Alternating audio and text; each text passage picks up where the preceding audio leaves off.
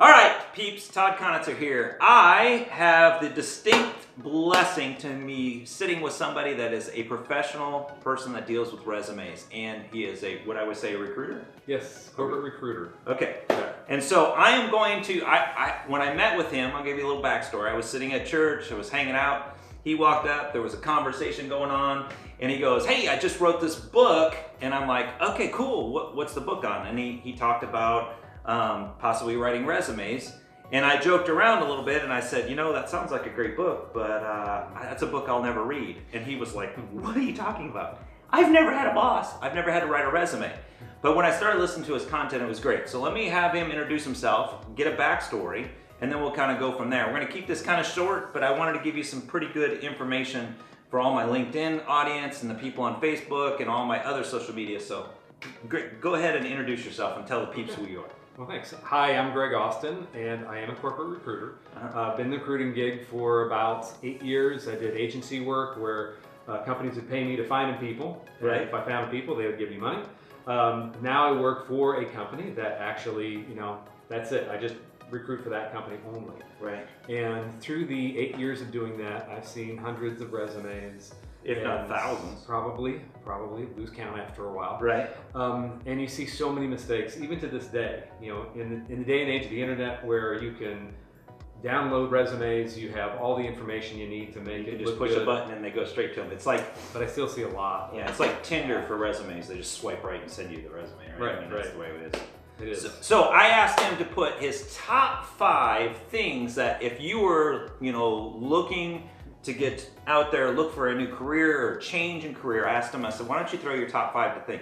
Now, I chuckle because, again, this is something that I've never had to deal with, so I find that quite humorous in itself. Right. But I might have some valuable content to ask him through this process. So, Greg, let's lay it on me. Give me the top 5 things that people should do with the resume. Okay, top 5 things. I'm going to start with a really basic one that most people should know, but I still see this all the time, is a professional email address. Good contact information. Some people don't even put their phone number on there. How am I supposed to call you?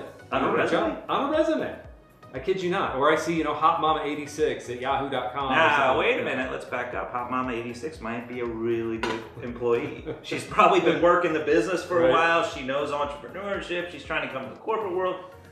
So, yeah, but don't use Hot Mama 86. He said, yeah, not a good idea. Not a good idea? It's, all right. It's not the image you're probably trying to portray, especially if you're looking to be an accountant or something like that. Yeah, that's right? true. Okay.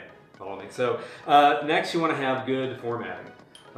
Very easy to read. You could be the 30th resume I've read that hour, and if it's in paragraph formats and small fonts, and it's just hard to follow, right?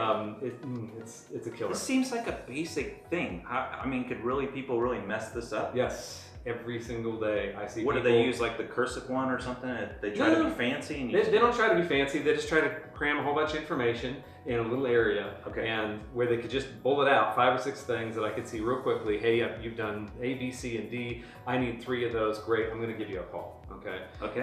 But if I have to read kind of a narrative, my eyes are tired, and not just me, but hiring managers have to go through the same thing. And I'm just going to say this politely, like because I'm getting a little older. Right? And so you don't know who the person is, I guess, that's reading this. And so instead of having to grab readers and stuff, you want it at least bigger so people are not having to look at like this. That seems like common sense, though. I mean, it really... Yeah, I shouldn't have to say that, right. But it's true. I see it every day. It doesn't matter if it's someone who's very green and's never written a resume before, right. Or if it's someone who's been in business for 10 years and they have a master's degree. I still see the same types of errors. Interesting. Yep. Okay. Well, let's give it number 3. Okay, so those seems pretty good. Those pretty basic stuff. Pretty basic stuff. Okay. You probably already know this. Hopefully you do. But the next thing you do, you want to quantify and highlight your proudest achievements, the impacts that you've made in a business, right?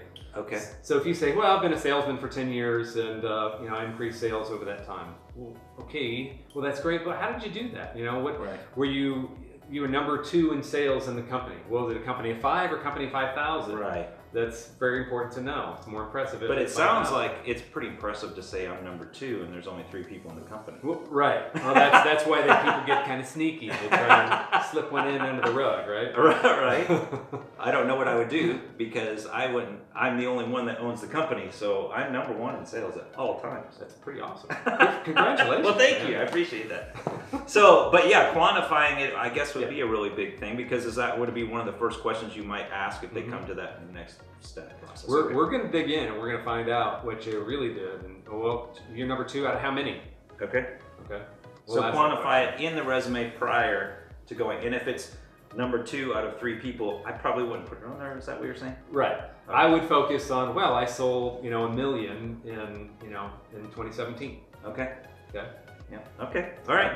What's the next one? So next is you want to customize your resume as best you can to the job description. I like this one. Being honest. Okay. So this is really critical. Most people don't do this, by the way. So if you look at a job description and it says, hey, you need to have a sales record of X amount of sales, or you need to have managed so many people or so many years, you want to put that not only in the top part of your job history. Right. I would put that as bullet number 1 if you know it's key in the job description. Okay. But also put it in your professional skills achievements. Okay. It's usually above, the job history part. So what you're saying is you're seeing a trend, and this trend I kind of I could see happening where they just create one resume. And I was joking earlier about Tinder for resumes. They're just doing swipe right and they're sending the same resume to every single. Right. And after a while, you're looking through them going, this is stupid. I mean, is this kind of the trend that you're seeing? I do. That's, the blessing and the curse of technology. They make it so easy to apply that I get, maybe let's say 30 applicants in a day or a week. Right. And 2 of them are someone that I would actually consider getting a call. Okay. So now they're not hitting the minimum qualification. This is a question I have. Yep. Sorry to interrupt, but no, this is a good one, because I shoot a lot of video content, and I asked you this question a while back, and I can't remember what the answer was, so forgive me, but I do video content. Are you seeing a current trend where people will be shooting a video and accompanying that with their resume? Not much. No. Not Would much. this be something that, as a recruiting person, would they take value into that, or would you look at it and go, well, I can see the guy has all his teeth, he's got his faculties. Does that make sense? It does. He wasn't Hot Mama 86 and she's wearing in a halter top and she's got a big, fake wig on, and you're like, Hot Mama, I'm sorry, you're not going to take this position, right? I mean, so would you appreciate that or not appreciate that initiative? I would appreciate it. It's not really industry standard. Right. I think people, what it is changing to is, instead of a phone screen or a phone interview as the first step, right, we're going to Skype interviews. Okay, so that's how you see if they have all their teeth. Right, so that's a chance to see how they present, did they comb their hair today, right, those types of things. So you go straight to the Skype interview, so that's been the process. In my mind, since I do so much video, that I would automatically assume if I was going to try to get a lucrative position that I would do video content, or I would show my skill set through video content, even if it was like I was number 3 of an organization of 500. I would actually make a video creating that, showing the place that I work and showing what my space is and what I'm doing, so I can showcase who I was as a person. Right. That's what I would do. And so we're just shooting off the cuff here. He doesn't even know what and this is the thought processes that I start doing, how would I differentiate myself from other people? Sure. This is probably why I've never worked for anyone else, because it probably would be horrible. No, it would probably be really good, but the thing is, most people are afraid to get in front of the camera and shoot a video, nor do they have some of the editing skills that you have. So it's not really probably fair, because someone who has that skills, or are they really good at shooting a video, or they could actually be a great employee or a great asset to whatever company it is. That makes sense. Wouldn't necessarily be fair. Right. So there's the tip, Pete, because I see right now, I see like a little place over here where nobody's plugging into that they could actually do that for. So video content, I love to do that by looking through all my stuff. So are we on tip 5 now? Right? So 5. Okay. And I'm gonna slide in a bonus one as well. Oh, well, let's okay. So 5 is also something that should be very obvious, but definitely proofread your resume, but have somebody else look at it.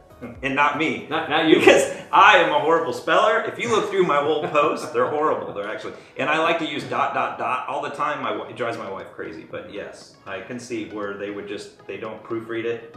Shows up. You gave me an example earlier about something with somebody didn't punctuate. I literally had worked with a hiring manager. He was a site director, and he would absolutely throw resumes in the trash if they had one spelling error. Just not even, doesn't matter what you did. how impressive you were. Just that's it. If you don't have that attention to detail, right. forget about it. If you can't. And in today's world, though, I mean, I get even a red line when I'm spelling stuff, and I still choose to spell wrong, but at least I'm being notified, hey, you're being an idiot here. Right. So it's kind of stupid for people to go forward and. Right. It's silly, but the thing is, it's easy to miss it if it's your own document and you've looked at it 20 times. You can see that somebody else could look at it who has got a good eye for grammar, good eye for spelling, those types of things. So check it out.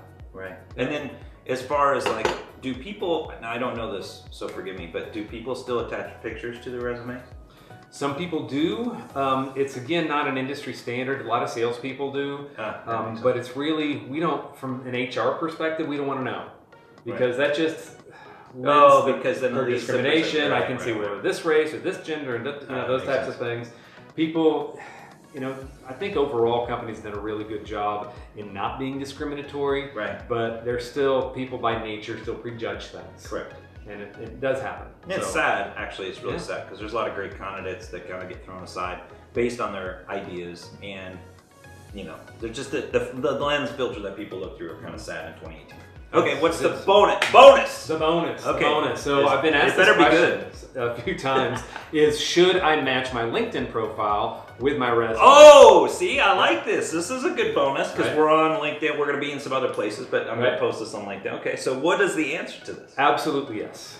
Okay. More and more, even non-LinkedIn savvy hiring managers, they're going to look at your profile and they're going to see what you've done and where you've been and your background, and does it match? Right. Part of it is, I don't want to say it's a test because it's not really a test, but if there's some big gaps and so forth, it just leads to many unnecessary questions. Okay. And there's a lot more continuity if you have the resume and LinkedIn profile that really match up well. That just helps make you present and look better. And you get everything probably up to date, because I think even on my LinkedIn profile, a lot of things that I've done I have not updated because I really am not looking for a career in something else. Sure. So I've been kind of lazy in that aspect, but I can see how this would be really big in today's world. And be careful those dates match up, because like you get lazy or you forget you didn't change something right in LinkedIn, and so the years aren't matching up as they do in your resume, so then that brings up unnecessary questions, and hey, are they being honest? Are they, those types of things. That's true too. Now that leads me to a question. Is that if you're saying the LinkedIn scenario played out, how many people, because we hear about this all the time, how many people like recruiters are going to look at the social media aspect? Should people have all their social stuff on lockdown so they're just not out there? All of my stuff, peeps, if you Google Todd Conitzer, I am out there. I'm like, everything is an open book for Todd, which is good and bad and different, because I've had some crazy people. I've had a couple videos that have hit 2.5, 3 million views, and I've had just stupid, threatening people. But as far as like looking for a career, I know they're probably doing the background checks and they're looking at the social platforms and the Instagrams, and they can't look at Snapchat. I still love Snapchat because it is private. You have to, unless mine's open, of course, but you have to be able to be found. So what did you say regarding that? So it does happen. It doesn't happen necessarily for every candidate we look at. We look at their social media, but it does. If it's public, be very careful about that. If you're very controversial or there's just something that you say, because for example, there was a gentleman that we were this close to an offer, and we decided to just check out his Twitter feed and see what he was doing. He was a kind of a high-profile marketing professional for this company, and he was making inappropriate comments about a female TV star's body parts. And they're like, nope, we don't want that kind of character in our team. So that was it. In this world, we're prejudged on everything that we're doing in that social arena, which is, it's good and bad in both instances. I've learned through the course of my time to, you won't find me being political on that aspect. I don't normally take stances on anything. And even in my personal life, I don't do that, because you don't know how it's going to affect the later outcome of things. And I think right now what we're seeing is that people are so opinionated and they're so diversive in what they are thinking that they're putting it out there to the world, and they are not seeing how it is hurting them in the future. So you're wondering, in my mind I'm thinking, you're wondering how you're not going to get to the next level. Well, look back through your crap and then delete all the stuff that you are like, and you're saying, well, Todd, that's not fair. I want to be me. I should have a private. Well, then lock all that crap down. So people can't go in and see it. And then if you really want to get out there like I do, and you want to put viewpoints out, go to Snapchat, because you can lock that down and people can only follow you in Snapchat. And they're usually your closest friends. That's why I like Snapchat. For me, it's the peek behind the curtain. I like LinkedIn and YouTube and all that, but I like Snap just because of that. And, you know, I'm controversial on that part because a lot of people, business owners, don't see value in Snap, and I guess it's so wicked. I'm rambling because I get passionate about this stuff, and I really appreciate you in that. So let's talk about the book that you've written regarding the resumes, because this is really important. So he gave you the top 5 with a bonus. Right. Where can they find this book that you've written? Because you got so frustrated, you're like, these people, they just need content. They do. They need help, and that was the first reason. I just want to help people. When I was an agency recruiter and I was finding candidates, that was part of my job, is to help make sure the resume was good and prep them and get them ready, because I want them to, you know, get the job and get placed for their career, and then I get paid. I can't do that now. I can't coach a candidate, right? You know, because the hiring managers, they want to know what they're actually getting. Yes. Okay. So if they mess up the resume, that's on them. Okay. Get one shot. Right? It is what it is. And so I wanted to just offer up some of the things that I've learned over the years. So the name of my book is Resume Writing: Secrets from a Corporate Recruiter on How to Land Interviews. Secrets. And some of those secrets you heard today. I'm going to do a deep dive into some more of these areas that I talked about, and some other things. I talked about how to navigate the online job board situation as it is today. I've got some positive feedback from that as well. Right now it's an ebook on Kindle. You can download it. That makes it a lot easier for a lot of people. Okay. Right. But some people still like the, you know, they want to see it. I get it. The paperback version is coming out very soon, probably within about a week or 2 at the most. Okay. So we're really close to getting that launched. And then we'll have a link below this video, right? So if you look I'll try to put the link in and get all the information from Greg and then add it in there. Okay. And that's how, if you want to get a hold of me, you can also check me out at AustinEmpowerMethods.com. Oh, okay. I'll put the website in there too. Yeah. Okay. And that's a great way to find me. And if you want to contact me directly through that site, you can do that as well. Okay. See, so great, valuable content. See, I don't just put content on here that is just crazy all the time, peeps. I talk to some really cool people, and I think I'll do more interviews with some more successful people that I've become friends with through the course of time, a lot of business owners. But I thought this was valuable because it allows people to move to the next level, and wherever you're at, you have that opportunity. I think there was a statistic once that I read that was 70% of the people hate their jobs, and they're always looking for something new. The problem is a lot of us are not educated enough to figure out what do we need to do to get to that next level. So I appreciate, even though it is a book that I have not read, because I'm an entrepreneur, right? But I take great value in the knowledge and the years of stuff that he's done to listen to what he had to do. So I appreciate it. We visited for probably 2 or 3 hours before we even decided to reach this status. So guys, I hope it's valuable content to you. If you have any questions, I'll put the stuff in here, and then maybe you can email him on his website, or if you have a comment you'd like to leave below or a question, maybe I can have Greg answer those at a future date. But I appreciate you coming. You bet. Thanks for having me. No, this is great. This is like my first kind of official thing where I'm not just like out singing and doing crazy crap that I normally do. But I am more passionate about helping people achieve. That's why you created Austin Empower Methods. Austin Empower Methods, to empower people to succeed with real methods. Because there's tons of great motivational speakers out there, but they're so high level that it's like, okay, great. How do I do it? And so I want to give some more step-by-step material out there that's going to help people in the here and now. So there you go, peeps. Yep. Thanks so much for tuning in, and I look forward to bringing you stuff later on. So dare to drink.